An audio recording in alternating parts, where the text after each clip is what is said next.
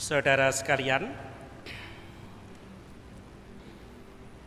mengapa Yesus datang kepada Yohanes dan minta dibaptis? Apa artinya?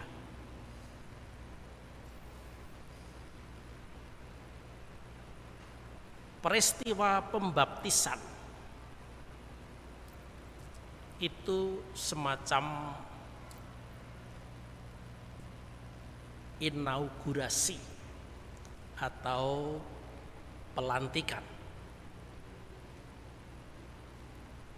Maka dalam pemahaman gereja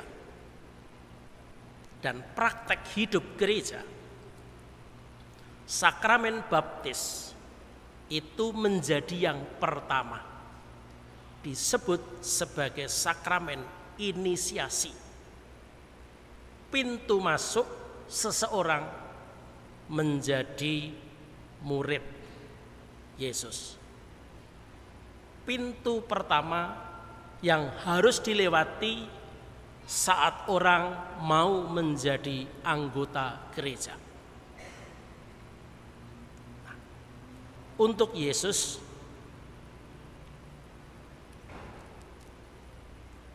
pembaptisan atas dirinya itu menjadi sebuah pertanda bahwa Yesus setuju mendukung gerak pembaharuan yang dilaksanakan oleh Yohanes Pemandi. Itulah sebabnya mengapa Lukas tadi menegaskan pada ayat ke-21, ketika seluruh orang banyak itu telah dibaptis. Itu berarti pembaptisan Yesus itu bukan yang pertama dari Yohanes, tidak. Tetapi justru katakanlah sepertinya yang terakhir. Memang tidak ada cerita setelah Yohanes membaptis Yesus, apakah ada orang lain lagi yang dibaptis, memang tidak ada cerita. Tetapi barangkali itu mau mengatakan bahwa pembaptisan Yesus oleh Yohanes menjadi semacam penutup dari tugas-tugas Yohanes. Dan karena Yohanes membaptis Yesus, peristiwa itu atau kegiatan itu membuat nama Yohanes menjadi Yohanes Pembaptis.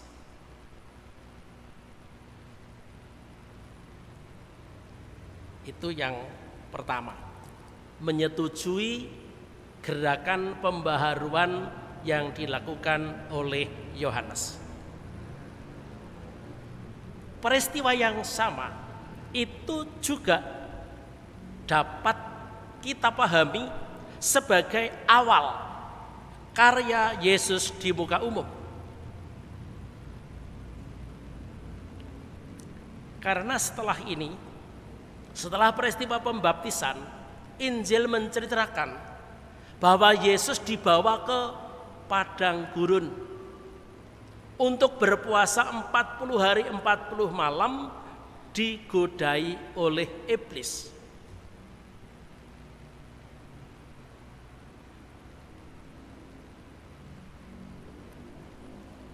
Pencobaan di padang gurun menjadi semacam proses pemurnian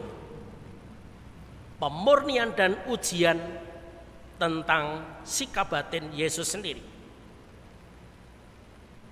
Baru setelah Yesus menyelesaikan ujian 40 hari 40 malam, dia kemudian muncul di hadapan umum dan menyampaikan warta yang pertama.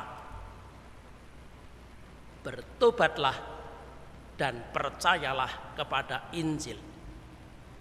Itu kata-kata yang kita terima pada waktu hari Rabu Abu. Kita mengawali masa tobat.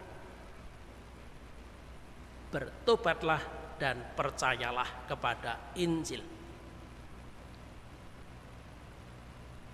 Atau Yesus juga mengatakan kerajaan Allah sudah dekat.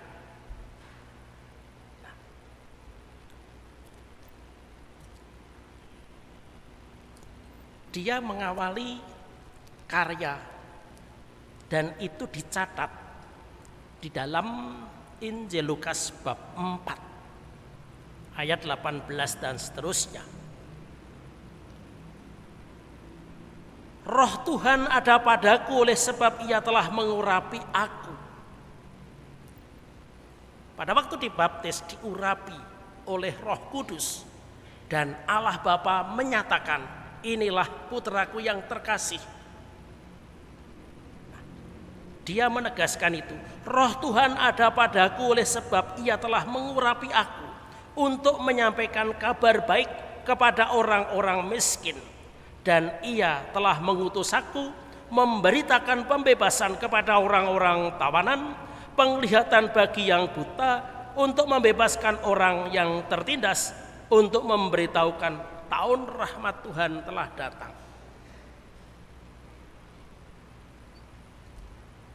Poin ketiga,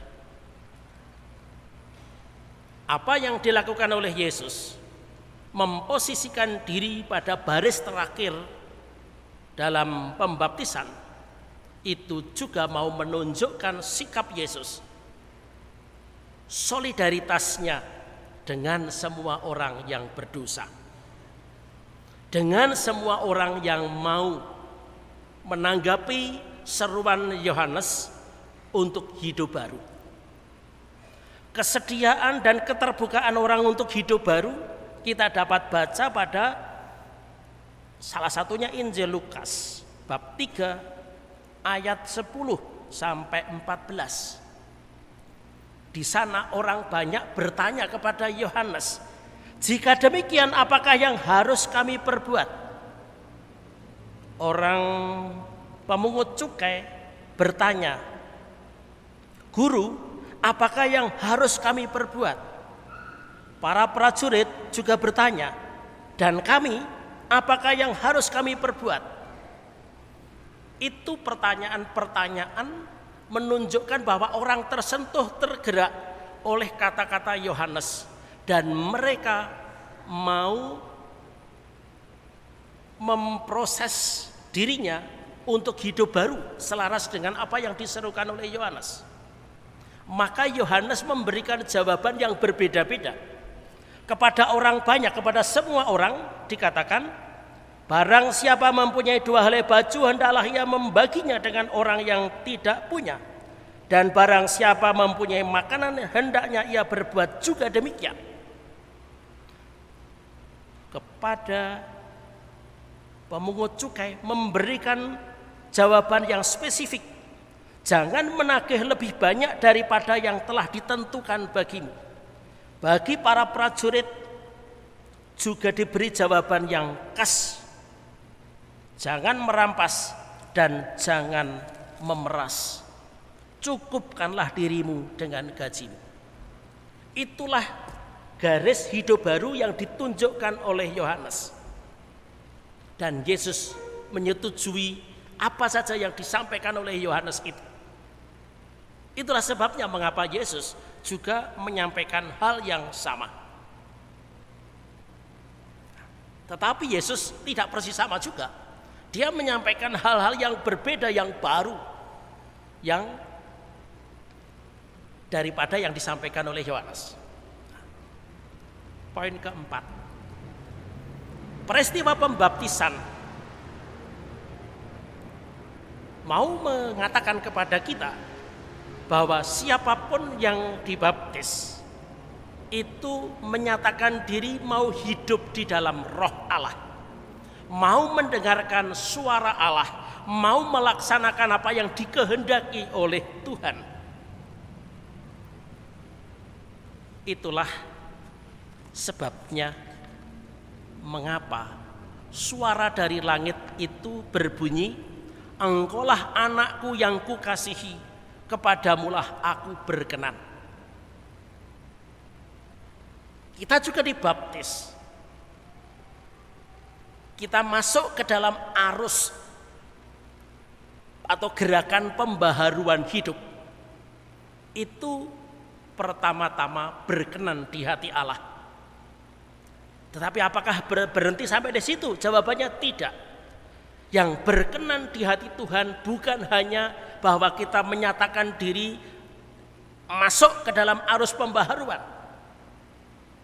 Yang membuat Allah berkenan adalah apa yang kemudian nanti dilakukan oleh Yesus dan juga seharusnya kita lakukan. Apa itu? Pertama-tama dan secara umum menjadi orang baik. Menjadi orang baik itu apa? Tidak menjadi batu sandungan bagi lingkungan. Itu sederhana tapi tidak mudah untuk dilaksanakan. Menjadi orang baik. Silahkan pikirkan sendiri-sendiri. Dengan berpedoman pada apa yang disampaikan oleh Yohanes kepada orang banyak, kepada pemungut cukai, kepada prajurit itu tadi. Kita menentukan sendiri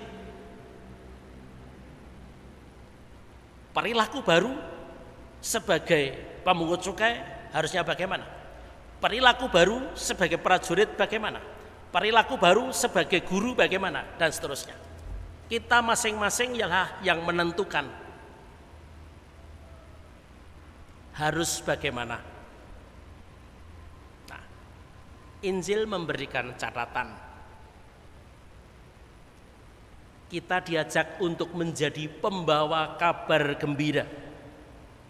Itulah sebabnya mengapa setiap akhir Ekaristi selalu kita diingatkan. Kita pergi, kita diutus. Diutus untuk apa? Untuk menjadi pembawa kabar gembira.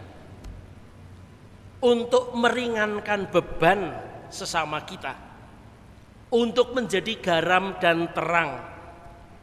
Menjadi garam berarti memberikan hidup bersama, punya rasa. Menjadi terang berarti menjadikan hidup bersama, senantiasa menemukan jalan yang selaras dengan kehendak Allah. Itulah sebabnya mengapa kemudian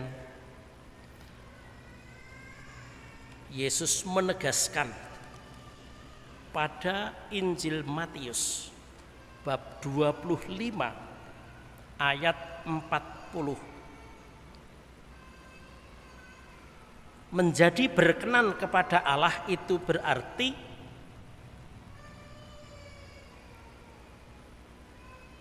melakukan yang baik. Dan yang baik itu apa? Ini.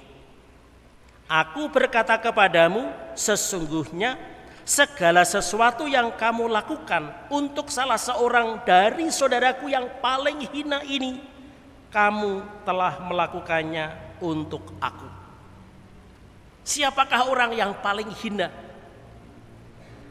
Yang masuk kategori paling hina, yang tadi, yang kelaparan, yang tidak memiliki pakaian, yang terlantar, yang ada dalam penjara, yang menderita, yang menjadi korban dan seterusnya.